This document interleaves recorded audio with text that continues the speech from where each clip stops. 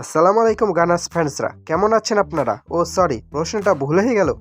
এক সপ্তাহে দুইটা টুর্নামেন্ট থেকে বিদায় নেওয়ার পর আপনারা কেমন আছেন সেটা মুখ দেখে না বললেও চলে। আর্সেনালের জন্য গত দুইটা ম্যাচ মানেই ছিল একটা ডিজাস্টার বা মহাবিপর্যয়। ক্যারাবাও কাপের ফাইনালে ম্যান সিটির কাছে 2-0 হার, আর এর রেশ কাটতে না কাটতেই সাউদাম্পটনের কাছে 2-1 গোলে হেরে এফএ কাপ থেকেও বিদায়। গানার্সরা আসলে মাঠে কি করছে? ট্রফি জেতার চেয়ে কি ট্রফি বিসর্জন দেওয়াটা বেশি সহজ হয়ে গেল? প্রথমে আসি ক্যারাবাও কাপের ফাইনালে ম্যানচেস্টার সিটির বিপক্ষে খেলা। সবাই ভেবেছিল আর্তেতার শিষ্যরা এবার হয়তো পেপ গার্দিওলাকে একটা টক্কর দিবে, কিন্তু কোথায় কি 2-0 গোলে হার।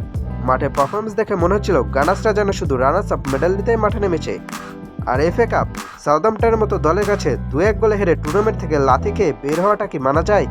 যে এফএ কাপকে আর্সেনাল নিজেদের ঘরবাড়ি মনে করত, সেখান থেকেও এখন বিদায় ঘন্টা বেজে গেল। এক সপ্তাহের ব্যবধানে গানার্সরা তাদের সম্ভাব্য 4টা শিরোপার মধ্যে 2টা হারিয়ে ফেলছে। আর্সেনাল ফ্যানরা সবসময় একটা কথা বলে, ট্রাস্ট দ্য প্রসেস। ভাই, এই প্রসেসটা আসলে কি?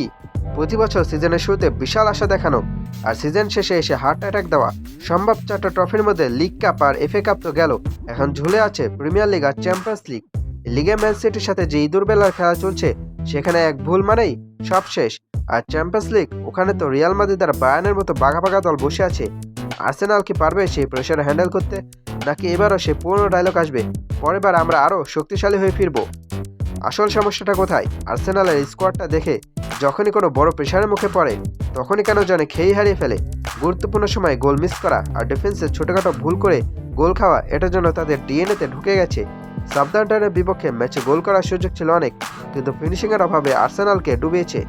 এভাবে খেলে অন্তত একটা ট্রফি জেতাও তো আকাশের চাঁদ পাওয়ার মতো কঠিন হয়ে যাবে। তো এখন বড় প্রশ্ন, আর্সেনাল কি পারবে এই সিজনে অন্তত একটা ট্রফি গড়ে তুলতে?